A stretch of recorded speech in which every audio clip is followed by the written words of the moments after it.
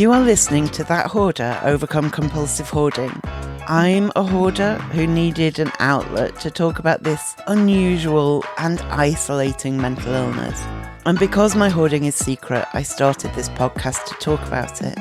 Subscribe to the podcast and find my social media links, episode transcripts, and every link that I mention at overcomecompulsivehoarding.co.uk. Finally, I am not a doctor, I'm just a hoarder doing her best. So do seek professional support if and when you need it. Hey, how are you? Things here are good. I'm not enjoying the first signs of descending into winter. I do tend to have a bit of a catastrophizing approach to autumn. I wish I could enjoy autumn as it is, but I mostly experience autumn as a sense of dread that winter is coming. So I'm trying to look at the changing leaves on the trees and appreciate how beautiful that is, but it feels a bit doom-laden. But I'm okay. Things are okay. Let's start with some housekeeping. First of all, Hoarding Darlings. I have made a start on writing September's update for Hoarding Darlings, which will contain an extra question that I asked to Jan last month and the usual mix of little extras, links and songs and things that made me laugh that Hoarding Darlings get access to every month. If you would like to be one of them and help support the podcast at the same time, you can sign up at overcomecompulsivehoarding.co.uk/darling. The other bit of housekeeping is the Hoarding accountability Zoom sessions, which are also going really nicely. There are 2 a month. One is a Sunday evening UK time, which makes it daytime America time and evening Europe and Africa. And the other one is on a Friday morning UK time, which makes that Friday evening Australia time, Friday morning Europe, and different times of the day in different parts of Asia. The Friday morning ones tend to be quieter and a few more people at the Sunday evening ones. But each one I have found a really supportive and lovely environment, very mutually. There's a lot of care goes on as people are talking through what they're doing as they're doing it. And people can share, oh, I had a similar thing with that. What helped me was, and there are some people who come regularly, some people who pop in once in a while. There's often somebody who's never been before. So you don't need to worry if you've never been before that you'll be joining a really established gang. It's not like that at all. It's different people every time. And if you would like to come along to a future one, I already had October dates listed, but I've added dates in November and December now. So you can grab a ticket to come to one of those at overcomecompulsivehoarding.co.uk/ticket. It would be lovely to see you there. So today I am talking about identifying your shopping triggers. And some of these will apply to other forms of acquiring as well, if you can't resist freebies, for instance. And as well as how to identify those triggers, also some of the things you can do when the trigger hits to try and overcome it a bit. Because I don't know about you, but I sometimes find that a parcel arrives at the door, or I look at a parcel box and I feel guilt and I feel shame because I know that the woman from Amazon has delivered something unnecessary that is already clutter. Or I get home from the shops with shopping bags and I look at my bags, sometimes not even when I get home, sometimes when I'm in the car, I just get this sinking feeling of like, oh no, I did it again. That's more clutter. That's that's something else I didn't need, and I gave in to that urge that overwhelmed me at the time. But now this is more clutter for me to deal with. And it's more money I've spent. Because one of the problems of those impulsive or compulsive purchases is that it costs money. And when towards the end of last year, I was struggling financially, I realised that one of the causes of that was that I was buying things that were so cheap, I didn't think it really mattered financially. But when you buy enough cheap things, that still adds up to a lot of money. So there are financial stresses associated with impulsive shopping, with giving in to those urges. It can also, if you're in a relationship, it can cause added stress and strain there. If your partner already thinks you acquire too much and then you show up with more bags, or your partner's working from home and has to take delivery from 3 different companies, that will annoy them and put your relationship under strain. The guilt you might feel and the shame you might feel when you get that sinking feeling when you realise what you've done, that's not great for your mental health or your emotional health. So that's another problem with that kind of compulsive shopping. And of course, whatever you've bought is now extra stuff to deal with in your home. When, if you're listening to this, that's probably because you already have a fair bit of extra stuff in your home. So there's all these consequences to impulsive purchases, things that you buy because something's triggered in your mind and you get this overwhelming urge. And we're going to look at that in today's episode with a view to understanding what those triggers are so that we can start to address them and so that we can reduce that financial pressure, reduce that pressure on your relationship, reduce the guilt and shame you feel, and reduce the additional stuff coming into your home. And of course, at least part of this will involve talking about dopamine. So, triggers, first of all. It's a tricky word these days. It's overused.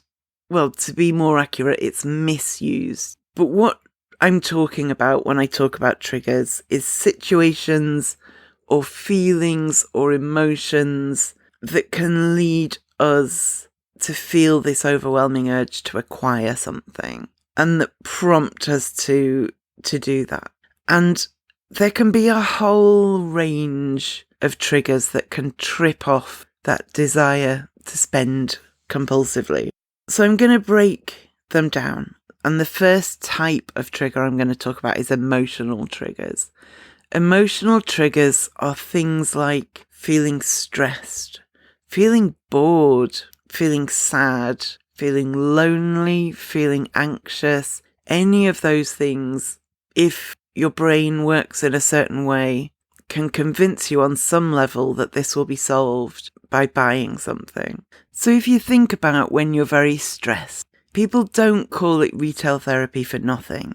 It can feel like you're escaping a stressful or overwhelming situation if you click onto the Amazon website, or if you nip out of work on your lunch break to go to the shops, or if you just intend to just browse Etsy and then see all these beautiful things that you somehow suddenly can't resist. That can feel like an escape from stress. And it's hard in that moment to see that the results of that, parcels coming to the door, carrying things home, having all that extra clutter, having spent all that extra money, is its own cause of stress as well. Because we're so focused on alleviating the immediate stress that we kind of ignore that we're doing that in a way that causes more medium-term stress. Similarly with sadness, I think buying something on impulse can feel like an escape in a similar way, but it can also be a way that we soothe ourselves. It can be a way that if everything's miserable, but Etsy has beautiful things, or even Instagram has beautiful things. And so we go and look at beautiful things because we feel sad, but then the beautiful things call to us because we can buy them. What starts as self-soothing and as coping with the really horrible sensation of depression and sadness devolves into buying more as if that's a solution, when what it does is give a temporary relief and then cause bigger issues. Boredom is an interesting one. I wasn't even sure whether boredom was an emotion strictly, but I included it here. Boredom for me, I realised a while ago that I had certain websites that I kept buying from purely because when it was late in the evening and I was bored of various websites, I would just out of habit go on the TK Maxx website, for instance. I don't know why that was one of mine. Well, I do, but it doesn't really matter. But I would just scroll the TK Maxx website. And interesting story, I know it's TJ Maxx in America, and TJ Maxx came first, and then they wanted to expand to the UK, but we already had a big department store that was focused on discounts called TJ Hughes, and TJ Maxx thought TJ Maxx was too similar to TJ Hughes, so changed it to TK Maxx, in case you too have wondered why that's different. So yeah, if I got bored, there would just be a point in the evening. I was too tired to really engage with anything, and I was bored of whatever I was doing. I would just end up scrolling the TK Maxx website. And of course, the more you scroll it, the more you see things you want, and the more I would succumb to buying things. And once I realised that a lot of those purchases were purely happening at that time of day because I was tired and bored, a relatively simple thing I did was I closed the tab that was often open, the TK Maxx tab in my browser, so it wasn't there jumping out at me. And once I'd become aware that that was my pattern, I was able to start spotting when that time of the evening hit, when I was losing interest in whatever I'd been doing because I was too tired to take it in, and change my pattern entirely. That would be the point I would close the laptop. It wouldn't be the point anymore that I would instead venture to places with pretty things that were reduced in price. So it's worth considering whether some of your shopping happens because you're bored, because things feel monotonous. And if so, are there other things you can do in your life to reduce some of that boredom? And then anxiety, I think, is similar to sadness in that impulse purchases can be a distraction from the anxiety and also self-soothing. If you have come to learn or come to believe that shopping soothes that, then it's an easy thing to come back to when you feel that difficult emotion. So it's definitely worth asking yourself whether you experience any of those emotions, and most of us experience most of them at some stage, and if so, whether compulsive acquiring is more likely to happen at those times. Because if so, it could well be that one of those emotions is for you a trigger for buying things you might not otherwise buy, or buying things that might not be wise or that you can't afford. And we can't talk about that without talking about dopamine. I will link in the show notes to an episode I did with Jan where we talked through the whole dopamine thing, so what it is. So I won't go into the whole thing, but basically dopamine is a neurotransmitter in our brains that is like a reward chemical, and when we do something we enjoy, we can get a dopamine hit and that feels great. And for a lot of people, especially a lot of people who hoard, dopamine and compulsive acquiring can be directly connected. We add something to the cart, whether online or to the trolley in real life or the basket, and we get a hit. and we go through the checkout and we go, yes, that feels great. That's a dopamine hit. And that is a distraction from boredom. It is a soothing feeling when you feel miserable. It is a calming feeling when you feel anxious or stressed. And so that creates for us a new association. Oh, I know what to do when I feel bad. I'll buy something again and I'll get that dopamine hit again. And we get caught in this cycle of needing it and believing that that's the only way. So those triggers hit all the harder because we associate buying something with that feeling of the dopamine hit, which is pleasurable and feels great.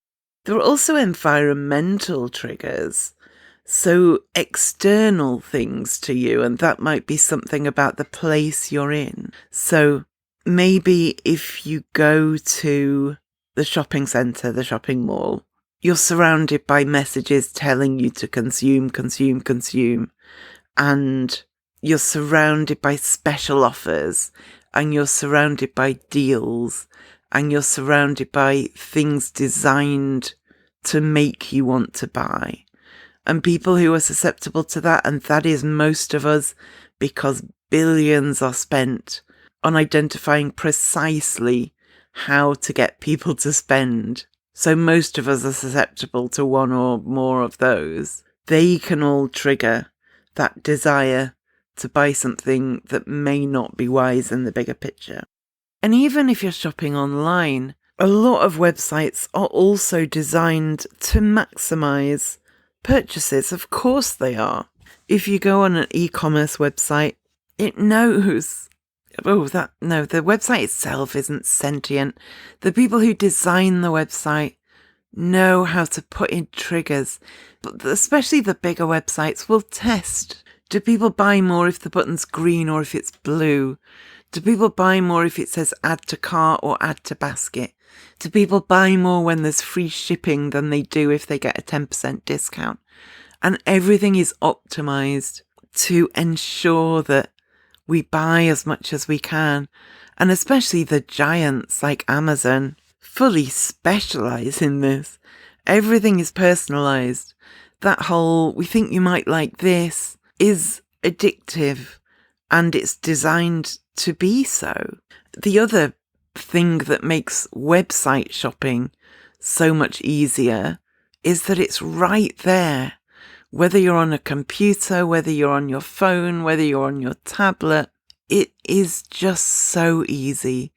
It is, I often think, too easy. I almost wish that I couldn't get something the next day or even the same day, because I will.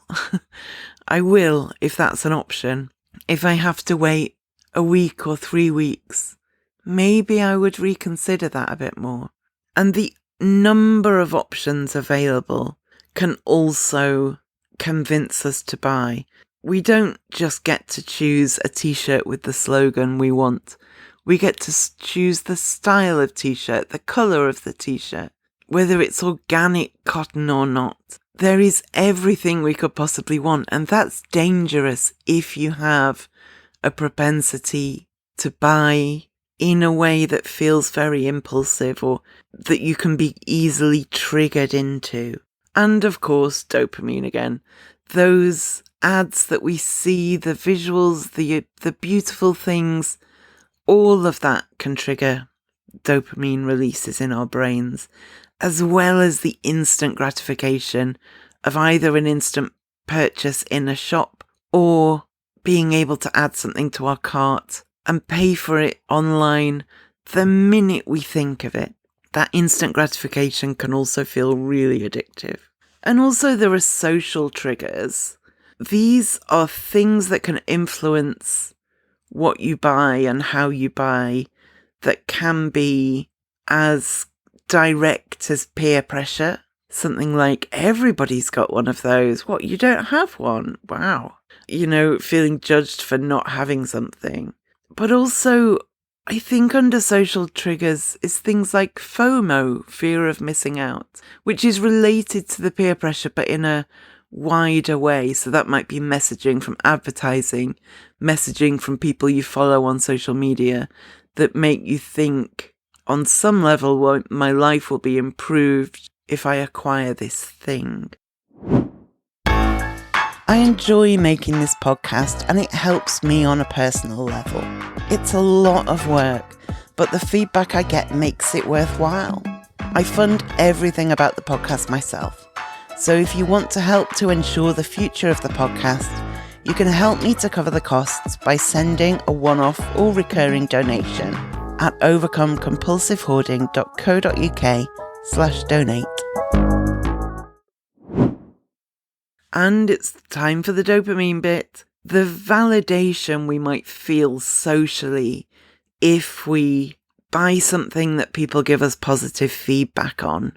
That can feel great. Or if we buy something that makes us feel like we're part of the in-group. That can feel amazing.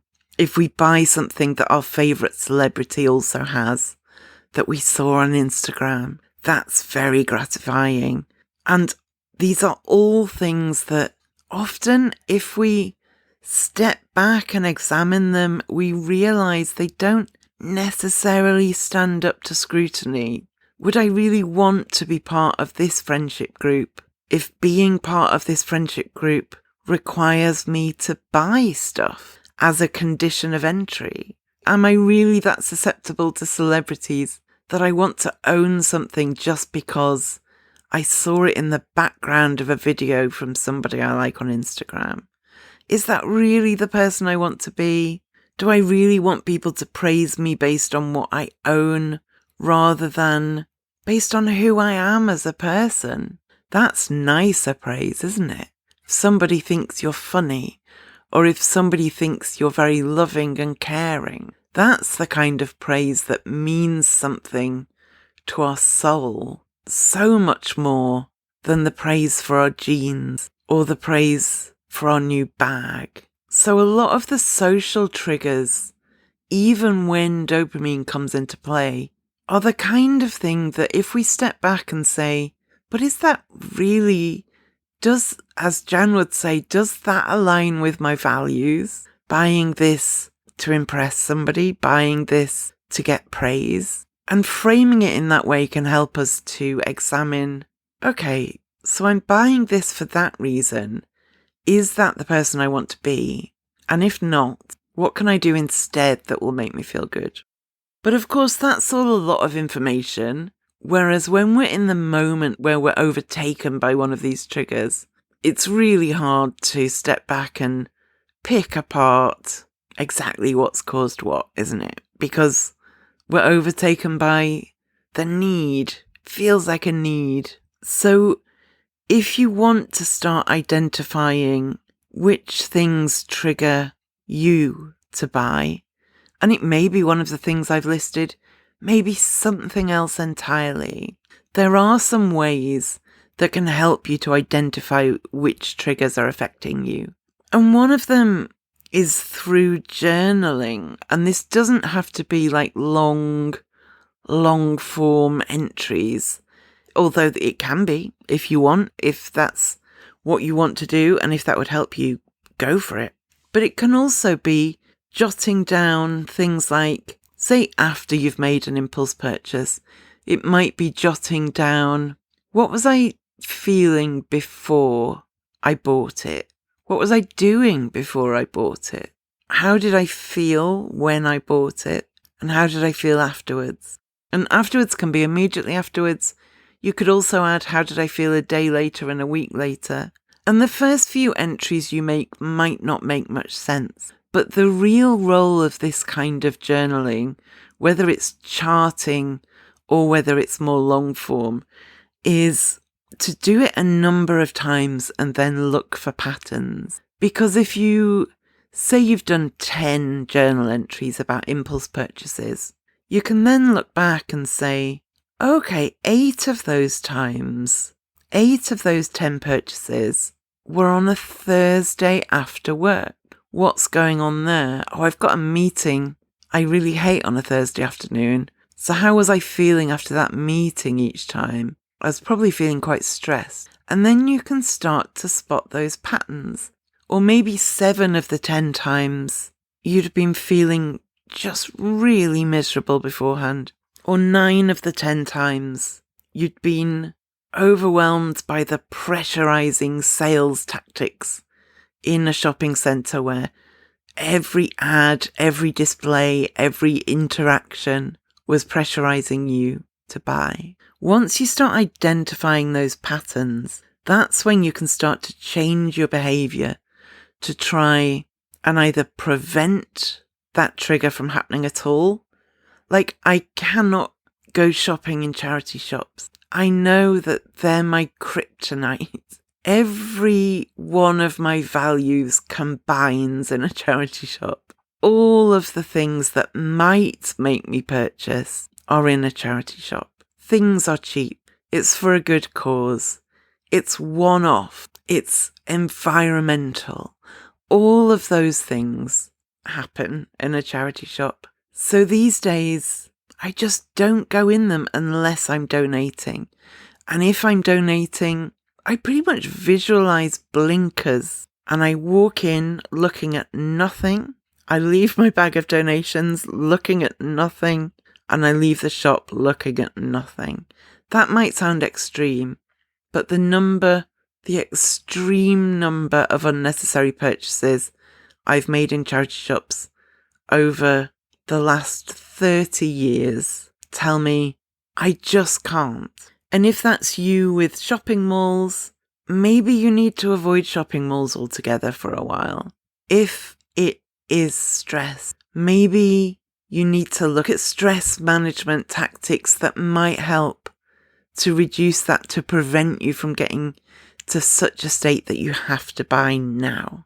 Another good technique for identifying your triggers is mindfulness. And whereas the journaling and charting might be afterwards, where you look back at what was happening, mindfulness techniques encourage you to be really present in the moment and be very aware and conscious of what's going on as it happens. So if you're in the shop or if you're on the website, take a moment. Okay, what precisely is happening for me right now?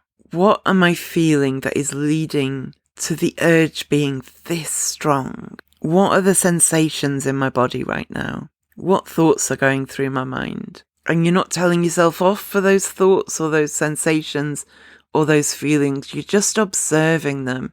And it helps you to become so much more self-aware and can lead to you being more deliberate in your actions, including whether you buy the thing or not.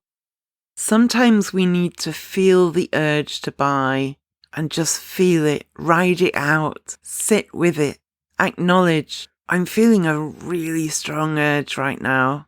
It feels overwhelming, but at some point it will pass. And that might be within a couple of minutes. So I'm going to sit with it. I'm going to ride it out.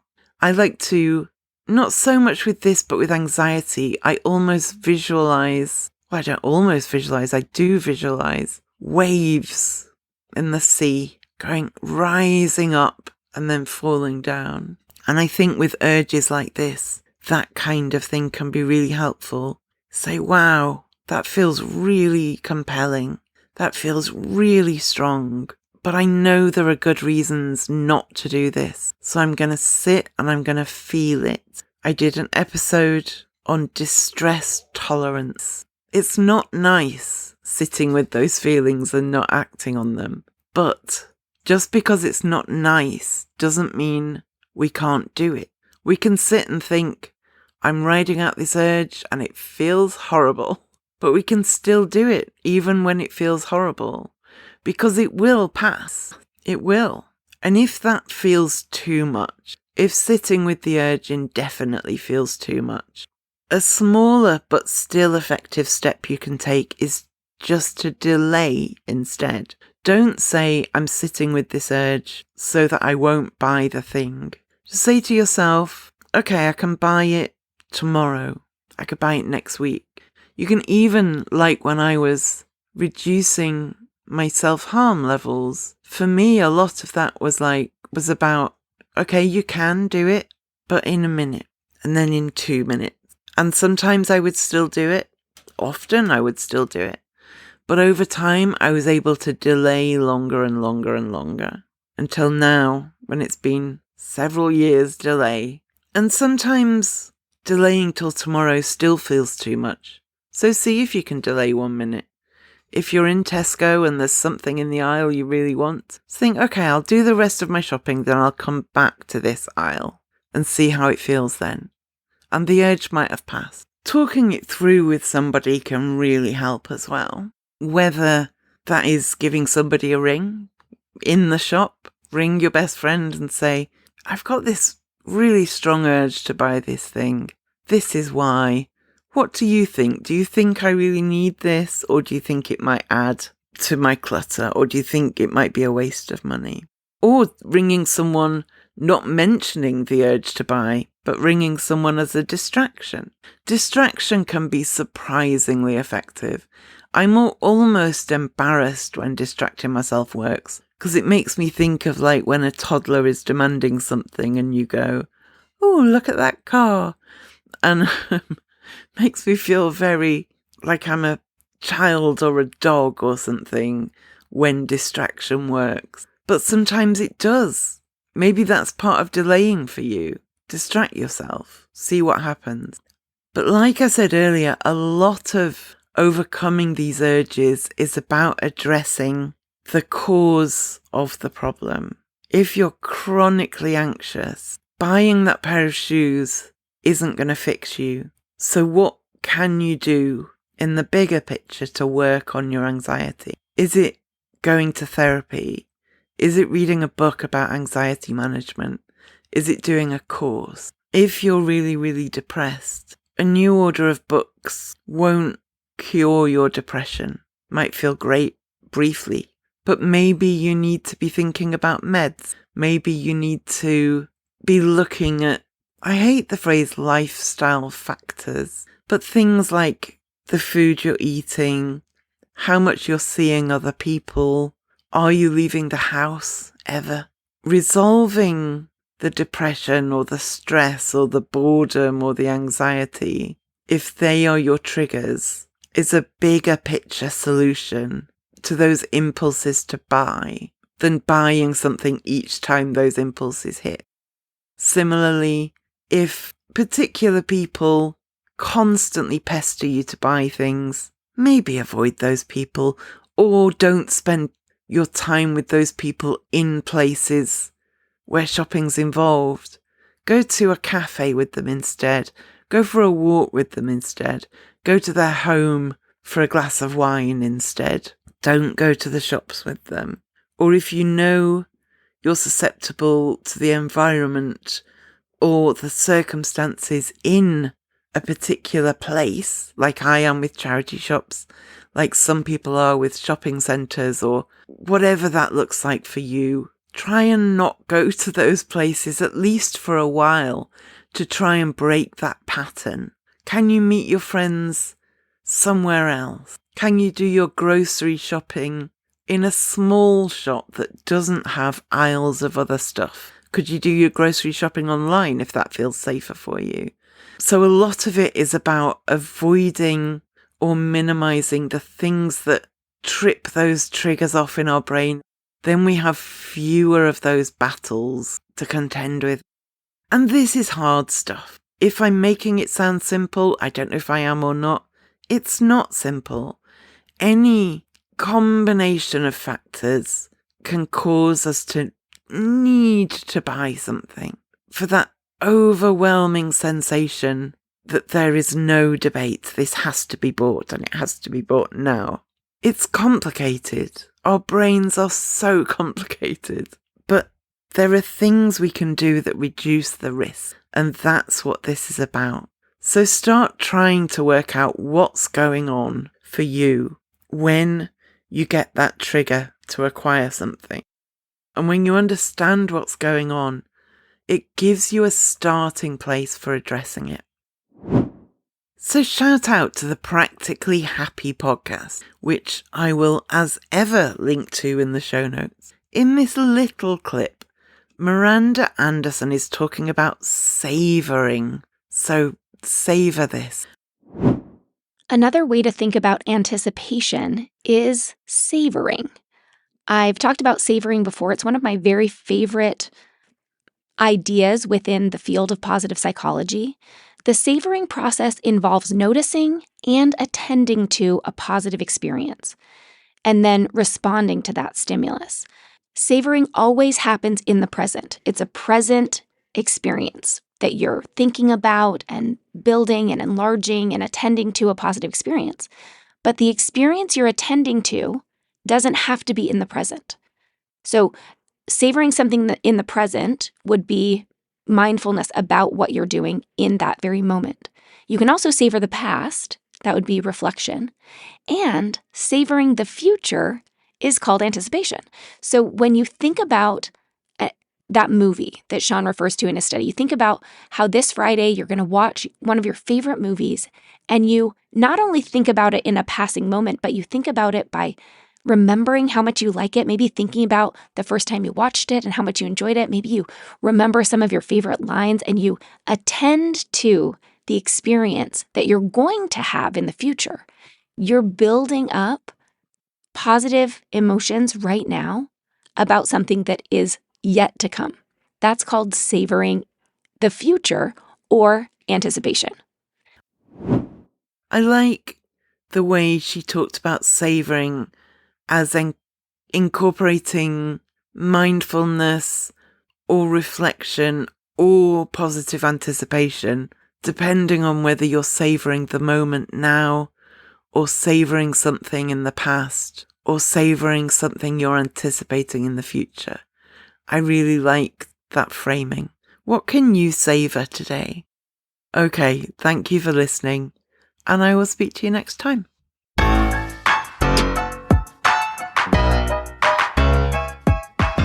Thank you for listening to That Hoarder Overcome Compulsive Hoarding podcast. It's been a pleasure to have you on board.